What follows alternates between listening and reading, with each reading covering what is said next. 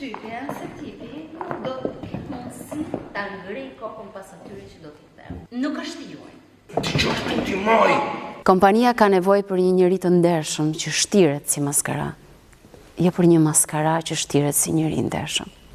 Por unë besoj që kompanitë serioze, kompanitë e mëdha, duhet të prekupohen më shumë për anën njerëzore të punonjësve të tyre. Dhe ky është mendimi im. Drejtimi i kompanisë nuk mund i besohet dikujt që përçmon dhe nëmblecon të tjerët.